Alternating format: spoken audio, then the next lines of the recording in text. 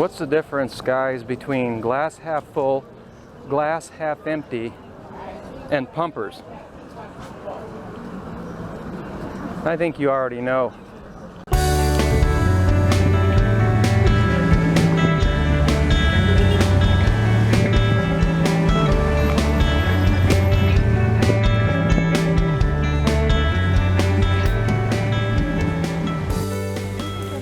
Hey, we're walking around La Libertad, wandering around in an unpreviously known neighborhood, cutting around through different streets, being careful. We want to end up at a location and avoid taking a taxi just for the fun of it, guys. We can take a taxi if we want, but we just want to have some fun at it here.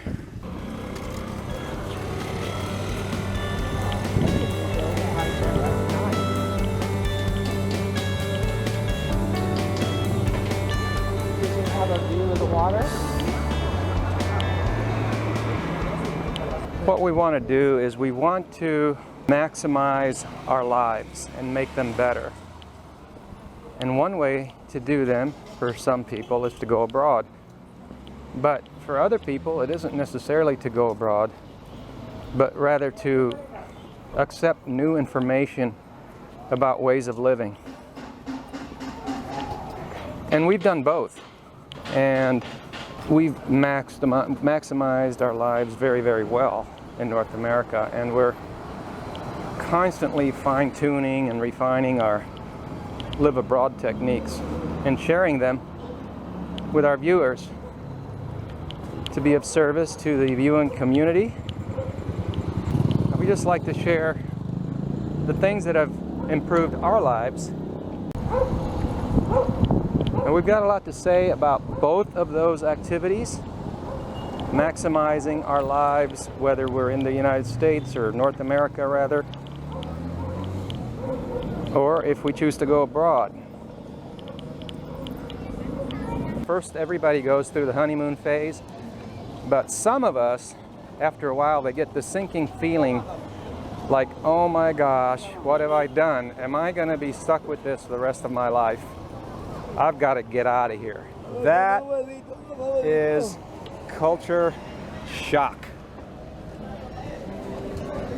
Culture shock, folks.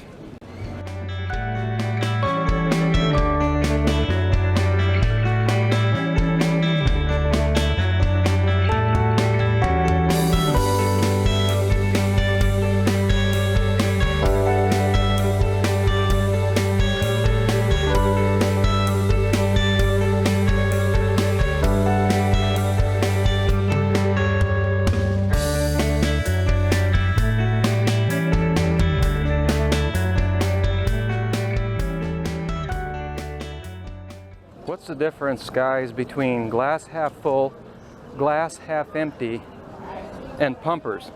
I think you already know. But if you haven't considered it, I would say that glass half full, glass half empty has something to do with, it's not just attitude as a way of looking at things in a positive light, which has to do with attitude. You know, a positive disposition. But pumpers go beyond that. You know, glass half full, glass half empty recognizes that a positive person recognizes that the glass is half full, but he also recognizes he's only getting half a cup. Do you see the point? Whereas a pumper will try to convince you you're getting a full cup while receiving half a cup and paying the full cup price. How do you like them apples?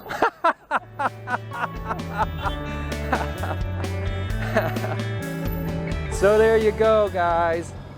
Now, if you had me figured all wrong, didn't you? I know, it's hard sometimes to understand someone that has a nonconformist view. It's hard. The first step is willingness. You know, there are those that just judge.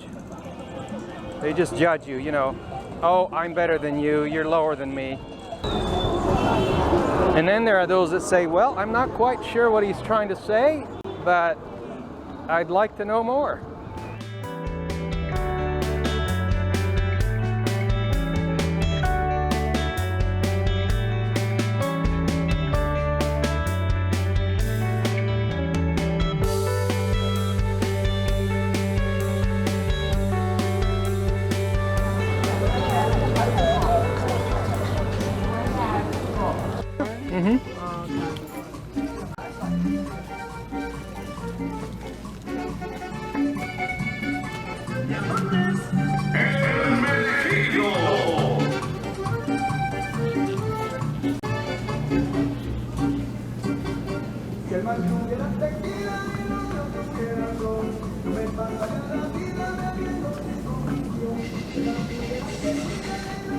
Now there's a deal, 4 pounds for $1.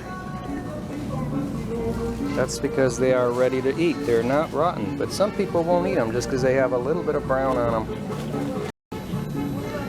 So yeah, Ram Magazine will tell you all you got to do is shop at Mercados to go local, but as you can see, that isn't necessarily the case, and I would actually submit to you that it's actually bad advice and bad information. A lot of reasons for it that I'll go into later, but I talk about this stuff all the time. If you don't already have the frugalist attitude, shopping at Mercados in developing countries is not going to do it for you, folks.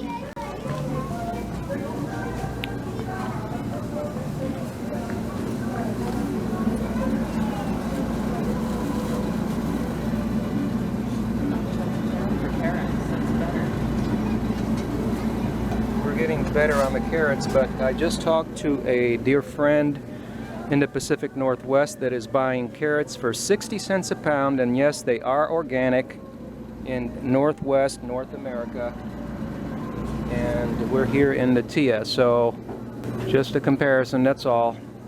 The frugalist would say, well, I don't know, should we buy those? Let's just get bananas for now. That's minimalism. Oh, uh-oh, I stand corrected. Well, okay, let's turn it into frugalist. Let's get the beets, maybe they're cheaper.